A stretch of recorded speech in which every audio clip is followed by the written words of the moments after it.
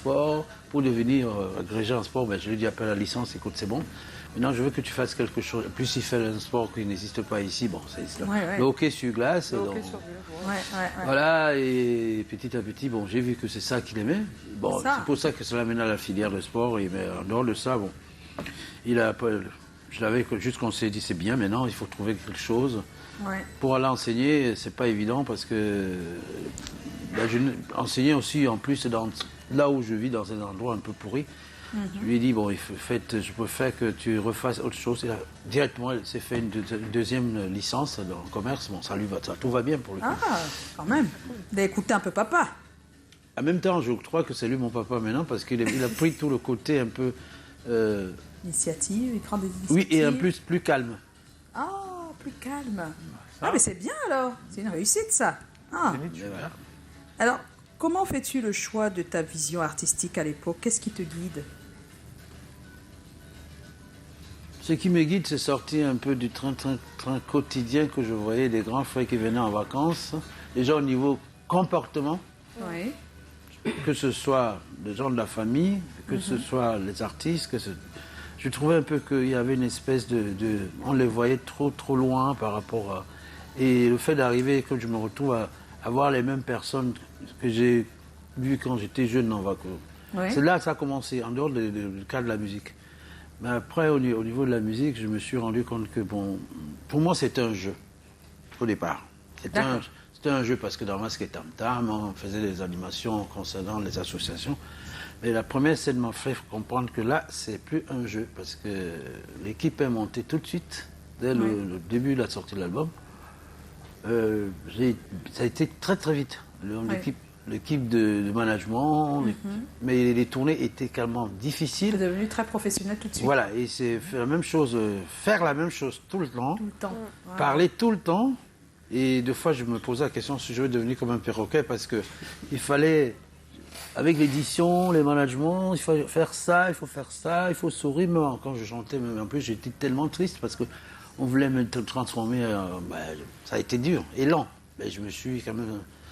J'ai résisté, et je me suis adapté. Mais maintenant, c'est vrai que c'est maintenant que je découvre, après je ne sais pas combien d'années de métier, que c'est un beau métier, mais en même temps, il faut faire des sacrifices. Il y a des sacrifices énormes à faire. Personnellement, en même temps, même du côté sentimental et tout le reste, parce que c'est énorme, les abus, je les ai connus au début et je me suis rendu compte qu'au bout d'un deuxième abus, c'était fini. Pour moi, tout était fini, c'était zéro. On rayait de la carte. Ce métier, c'est pas si facile. Ce serait quoi le conseil ou bien la leçon à tirer de ton expérience? Il faut même pas. Moi, encore ça va. Je dirais qu'il faut aller plus loin. Quand on voit les nouveaux footballeurs qu'on a maintenant, on a tendance à raconter des histoires qui gagnent beaucoup d'argent. Mais moi, j'ai vécu quand même, je les connais très bien, je les côtoie. Il y a 7 ans, je peux vous dire, c'est une envie d'en faire. Parce que concernant cet argent qu'ils gagnent, vous n'en rendez pas compte, certains ne savent pas quelle vie ils ne sont jamais. Ils ne peuvent pas jouer même de plaisir de tout ce qu'ils ont, téléphone, maison, voiture. C'est pour ça que certains se permettent, se faire un plaisir, en clin d'œil, s'acheter tout ce qu'ils veulent. Parce que ils passent tout leur temps à s'entraîner, à jouer 3 fois 4 fois par jour. Et il y a des avocats et tout, mais non, la jambe d'un footballeur, ça devient plus... c'est plus très humain. Ben voilà. Donc c'est une affaire. Sur les jambes, c'est une affaire. On prend le foot, on peut prendre tout. Tout métier maintenant, on n'est plus sûr de savoir si on va arriver à faire toute l'année d'une carrière à part si... je dirais, si on a vraiment la volonté, parce qu'on ne peut changer de carrière ou de vie, on ne sait jamais en un quart de tour, parce que avec même cet exemple de maladie qui arrive, qui peut nous détruire en 5 minutes. On est vraiment en un là-dessus. Pani ? Alors, c'est vrai qu'on a parlé des très beaux moments de ta carrière artistique, de tout ce que tu as vécu, que ce soit au Cameroun ou à l'extérieur, mais il y a sûrement quelque chose qui te paraît insupportable jusqu'ici. C'est quoi ? C'est quoi ? Alors là, je ne m'attendais pas à cette question. C'est pour ça qu'on te la pose. Comme je suis toujours un peu très difficile avec mes frères et mes sœurs d'Afrique, mais surtout de mon pays, du Cameroun, quelque chose qui me déçoit, c'est que je vois une évolution, mais en même temps, je vois quand même que cette évolution est un peu lézardée. Ouais. Okay. Elle n'est pas... Parce qu'on ne voit pas le cap. Le cap est là. Avant, moi, je suis parti, il n'y avait pas de télé, il n'y avait pas de radio. Ouais. Voilà. Il n'y avait pas... Il y avait beaucoup de choses qui étaient déjà faites. Mais là, avec tout ce qui est... Je parle toujours de la jeunesse, en premier, de tout ce qui est... Tout ce qu'on envoie à l'école, parce que les parents se sacrifient pour envoyer les enfants à l'école. Tout le monde veut que son enfant réussisse. Je me demande où on va placer le curseur avec tout ce qui va sortir comme connaissance qui est derrière et qui continue à venir. Il va falloir qu'on trouve une solution parce que ça va être très, très, très compliqué. Très, très, très compliqué. Et quand j'arrive au Cameroun, j'ai toujours tendance à prendre un recul et... Je respire déjà, je respire bien. Je me sens bien, mais je me sens un peu... je vois qu'il y a des efforts tellement faits. Moi, je ne l'ai pas connu tout de suite. Je l'ai connu quand c'était pas qu'il n'y avait pas d'électricité, mais on nous envoyait à l'école, dans les lycées où il n'y avait pas encore les infrastructures, donc on avait des lampes tempêtes. On a acheté son propre lit et son... Mais c'était le début des CS dans les différents endroits, SOA. Oui, bien sûr. Ben ça, c'était normal, hein, parce que la vie, et surtout avec le côté que j'avais de tempérament, il fallait quand même nous envoyer pour nous prouver que bon, maintenant, la vie, c'est pas seulement rester à Angola ou bien. Voilà, oui, bien sûr. Non, mais j'ai un peu... En même temps, je suis rassurant. Je suis rassuré par rapport à ça, mais en même temps, j'ai une inquiétude énorme. Parce que l'autre côté... C'est la poubelle, actuellement, complètement. Pas seulement la France. Vous vivez ça, vous connaissez. Oui, on sait tout que le ça ne va monde. pas. Même dans les pays les plus développés, Voilà, on ne comprend pas. bon. Et c'est vers là qu'on doit aller, donc on a un peu peur. Mais même eux, maintenant, ils ne savent pas où aller. Ils reviennent ici maintenant. Et on les accepte, mais eux, ils ne veulent pas. Ils pensent que, parce qu'on les accepte, ils pensent qu'ils ont comme la même mise. Mais vous voyez, mon inquiétude n'est pas très compliquée. Hein. C'est que je vois quand même qu'il y a trop d'enfants. Pas des enfants, il n'y a pas trop. C'est que on nous reproche même d'avoir beaucoup d'enfants. Oui. Parce que apparemment, on a peur de nous. On s'est dit l'Afrique va envahir tous les pays. Bon, bref. Vous voyez ce que je veux dire. De mon côté, c'est c'est la plus grosse peur. C'est ça qui était insupportable. La suite, quoi, le futur, le lendemain. C'est la peur de ne pas voir ces enfants qui se battent pour réussir, qui ont tout. Il n'y avait pas de master, 3, 4, c'est masters quand je suis parti. Hein, non. Et les masters, pour les avoir à l'époque, les gens, tu entendais, pour quelqu'un te dit un 3e, 4e master. Et si tu n'allais même pas avoir jusqu'à 50 ans pour pouvoir avoir ça. Maintenant, ça va, tu as un gamin qui te dit à 22 ans, j'ai déjà... Oui, c'est vrai. Il est doctorant. Ben voilà. Il est doctorant. Alors, on va le placer où? Faire du Bayam Selam?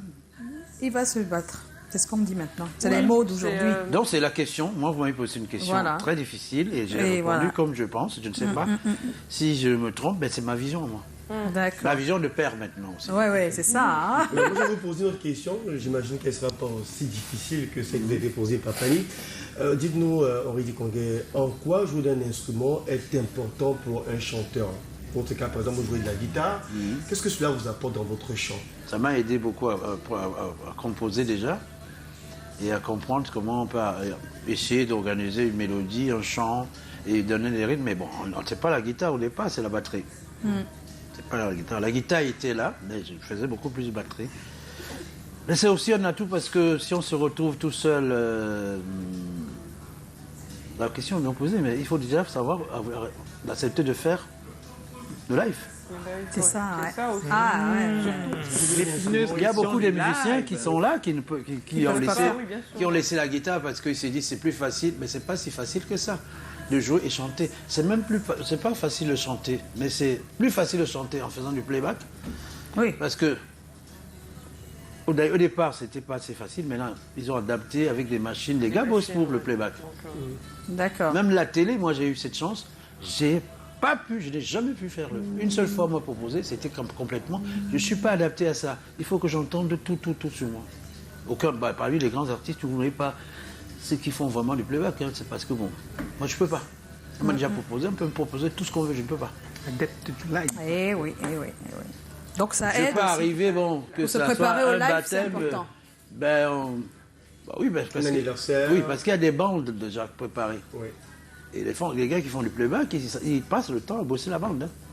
Il dit ça à tel endroit, tel endroit. Mais ce travail que moi je fais en studio, il faut le refaire maintenant à live. Parce que j'enregistre d'abord, comme tous les musiciens, j'enregistre les parties de la guitare et tout.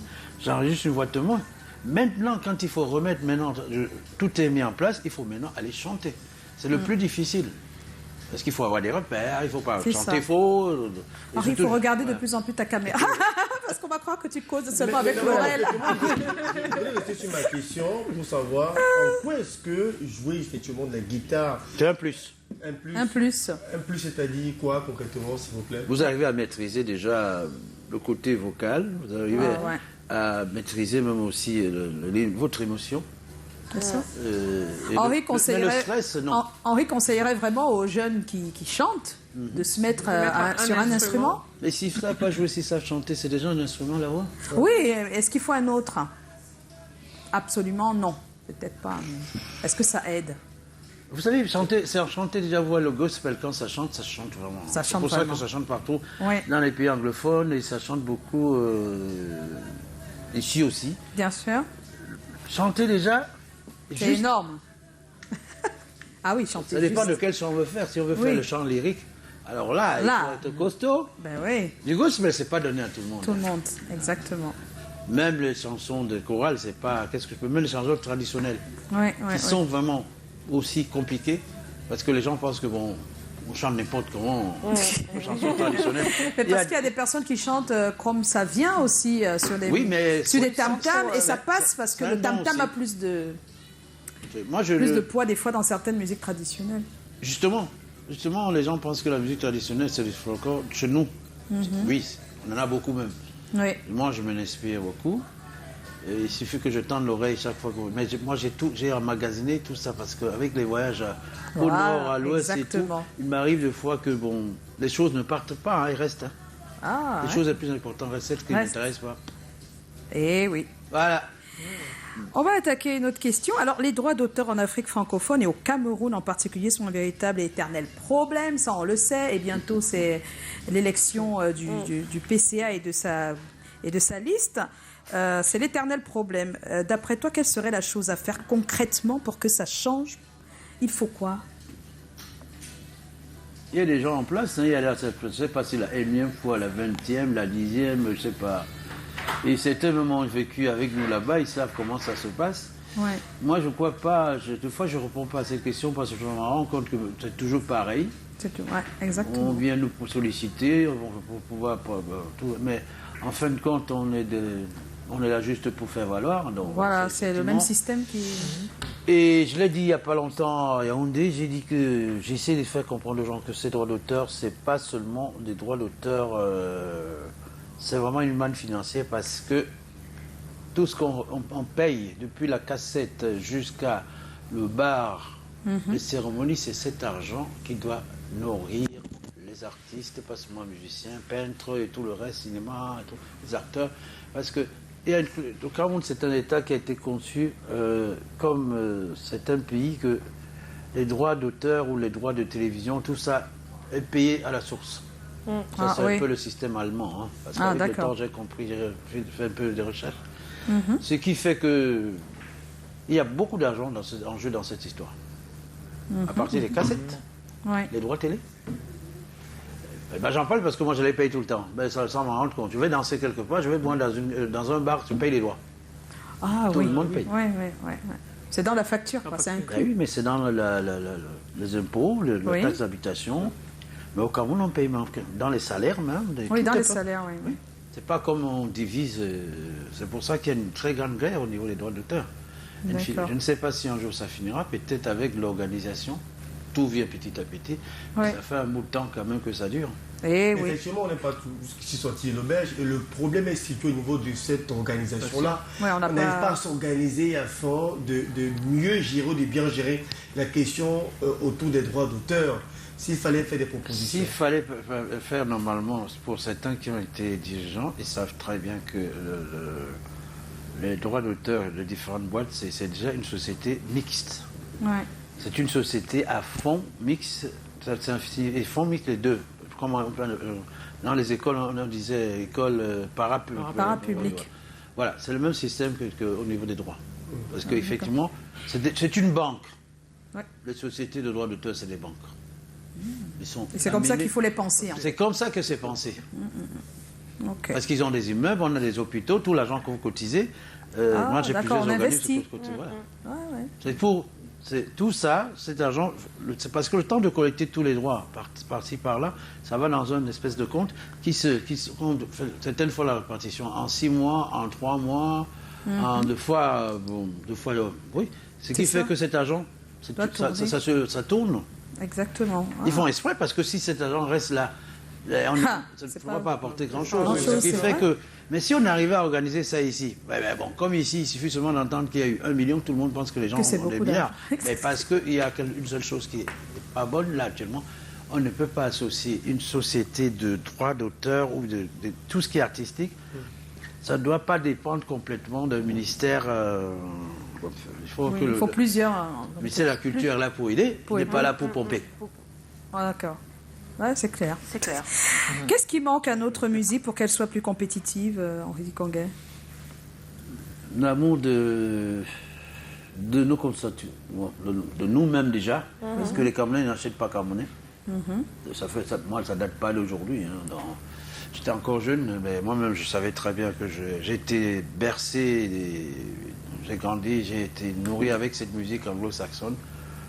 À une seule époque, ce qui était bien, parce que moi je me rappelle qu'à la maison il y avait un peu de tout, mais déjà à cette époque je vois déjà qu'il y a de la rumba qui nous inondait déjà. Oui, c'est vrai. C'est pas la différence avec ce qui se passe avec les Koffi Olomide et tout le reste, parce que c'est l'inondation, c'est les envahisseurs. Ils n'achètent pas, camerounais, ils dansent pas camerounais. Mais les Camerounais, ils dansent, ils chantent. Mais partout, je vous dis partout. Même dans les boîtes de nuit, quand vous arrivez à Paris, à l'époque, ou bien dans certaines villes, il y a le Camerounais considéré comme des gens un peu très, qu'on voit de loin, hautain. Ah bon? Bien sûr. Oui, je le sais, bien sûr. Donc, déjà, et c'est vrai qu'on est hautain alors, nous les Camerounais? Voilà. On a une espèce de fierté. Ouais. Je sais de quoi je parle. C'est pas toujours bien alors la fierté comme ça. Ah, ça nous permet aussi d'être un peu différents. Différents, d'accord. Ça nous permet aussi d'être vigilants et de ne pas se rapprocher de nous que n'importe comment. Mais il faut qu'on consomme camerounais. Ah, pour ça, les choses. Il faut consommer camerounais, même si c'est la merde, pour certains trouvent que c'est la merde. Mais des fois, ils disent que c'est la merde, mais qu'il suffit de voir que quand ça commence, ça commence. Ça n'a pas... On dit toujours, ça a déjà commencé, ou bien je sais pas. C'est pas... C'est une phrase. Bon. Non, mais il y a aussi des textes d'humour. C'est pas seulement de la musique, des fois. Ah oui, le regard en dit long. Donc, ça fait rigoler. J'ai un regard de père, hein. Oui. Alors, il y a un téléspectateur, il y a plusieurs qui ont envoyé des questions. Steven Joshua, c'est comment? On est là. J'aimerais savoir où nos artistes d'avant puisaient l'inspiration, les mélodies, l'harmonie des deux en une seule musique, les deux dans une seule musique à la fois. Je suis très, très touchée par eux. J'aimerais vraiment continuer leur travail malgré ma voix moche. Papa Henri Dikongué, vous êtes mon idole. Et le reste avec vous, j'aime votre temps. C'est la vie. Ça résume tout. Waouh. Les blessures, la naissance, le mariage, la mort. Tous ces trois, quand vous les réunissez, vous vous rendez compte comment la vie d'une personne est régie par... l'innocence d'une naissance. Parce que nous tous, quand on n'a rien à la tête de faire, on a envie de tuer une personne, on est innocent, c'est tout. C'est ça. C'est carrément ça. Et en plus, c'est la fragilité, l'enfant. Quand il arrive, je sais pas, c'est un bonheur. Moi, j'ai vu ça. C'est un bonheur et en même temps, ça règle beaucoup de problèmes, de conflits. Parce qu'il y a beaucoup qui entrent en jeu. Hein. Même si des fois, il y a des discussions entre les histoires qu'on veut nous faire gober actuellement. C'est pas parce que je vais dire que je suis féministe, hein, mais je peux quand même le dire. On a le droit de faire de son corps ce qu'on veut. On n'est pas obligé, puisque le corps d'un homme, il fait ce qu'il veut. Eh oui. Jessica Claudette. Un homme. Ah, c'est pas fini. Mais, parce qu'on peut dire homme, ça signifie homme-femme, mais on fait une distinction. Oui, il faut faire une distinction. Jessica Claudette, c'est comment? On est là. Henri Dikonga, je ne sais